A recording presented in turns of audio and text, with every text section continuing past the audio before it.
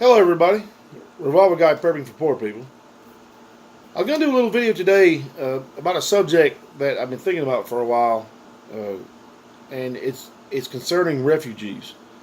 I'm not talking about refugees from other countries or ones that the government has brought in, like under the Obama administration, or illegal immigrants crossing our border.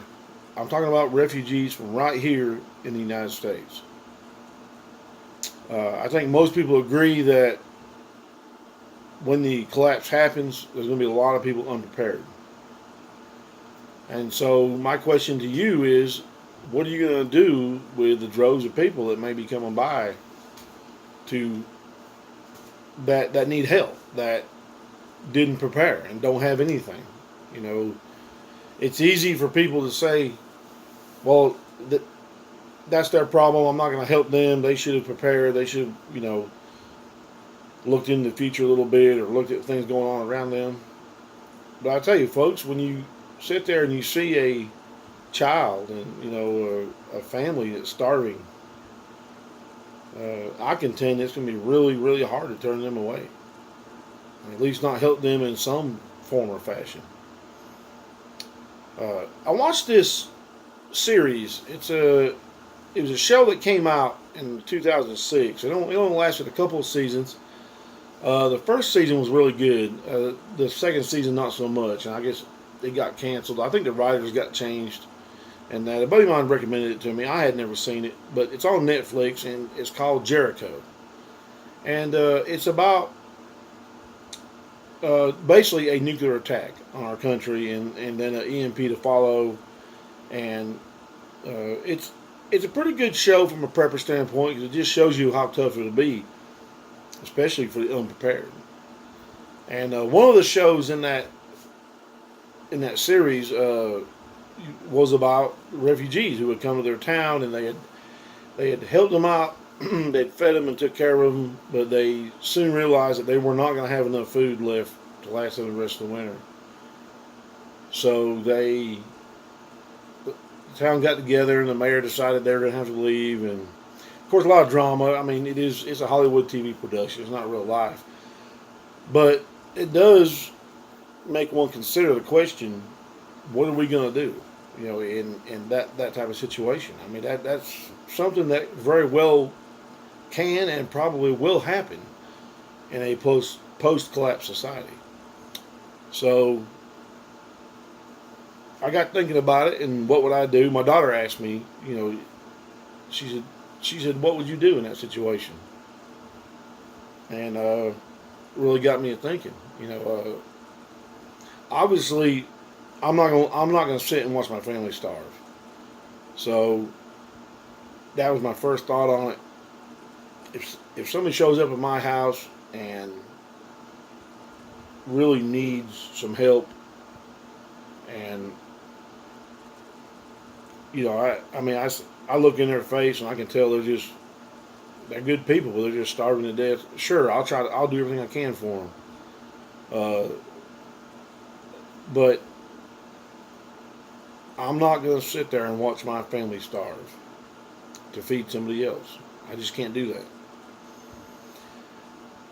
I'll give them all I can. I'll help them all I can. And that's another reason why I prep. Not just for myself and my family, but to try to help other people if I can, especially my neighbors, people I know, I have known for years. But when it comes down to it, my family's going to have to come first.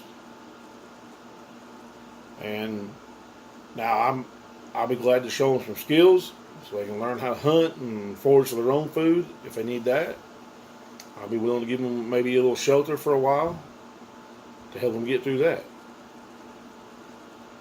But as supplies run short, I've got to make a decision.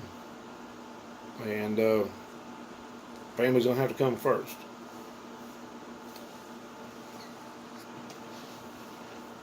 Sorry about that, folks. Had to pause the video for a second. Anyway, that's a very interesting topic. I'd like to hear your take on it. Get some more points of view. I'm all about helping people. I think it's the right thing to do. It's the Christian thing to do.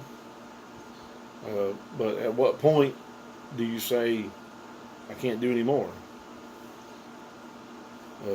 And then the next question that comes up to me is, what are you willing to do to protect what you have? That's going to feed and ensure the survival of you and your loved ones. You know, I mean, it'd be really tough to shoot somebody that's trying to feed his children. You know, but there's a chance that may happen. You may have to make that call. And I tell you, if it's depending on what the situation is, if it's a full-on total collapse or full-on World War III or EMP type situation, there's going to be a lot of bad things that are going to happen. And we're all going to have to make decisions that we're going to have to sleep with and live with the rest of our life. So it's a really deep subject. It's really something to think about. And I really would like to have your opinion on it. See what you think. I watched a few videos on it on YouTube, and you know, there's varying opinions. But you know, if it's a World War III scenario, there's going to be a lot of things you're going to have to do that you're going to learn to live with. You know, as a veteran, I've dealt with a lot of situations, and you know, the enemy, no matter what you think of them, no matter how much you hate the enemy, and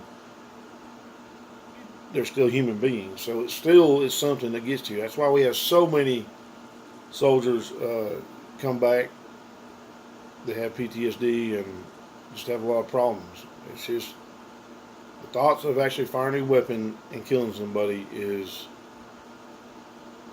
I mean, that's something that we all hope we'll never have to do, but there's a good chance that you're going to have to do it. And I just hope you're prepared for that. I think if you think about it beforehand and we talk about it, discuss some things, it'll make it a little easier to get through when the time comes. I pray every day that it doesn't. I pray every day that myself and my family and friends and this entire nation can just go peacefully. But I think we all know that that's probably not going to happen. So we have to ask ourselves, what are we willing to do to survive? So if you would like and leave me a comment. Share this if you could. And if you're not subscribed, I'd ask you to subscribe to my channel. I do a few different videos every week. I do some on gardening and prepping, and just try to bring up some subjects that we all can think about, and even some current events. So, but thank you for watching, and remember, all gun laws are unconstitutional.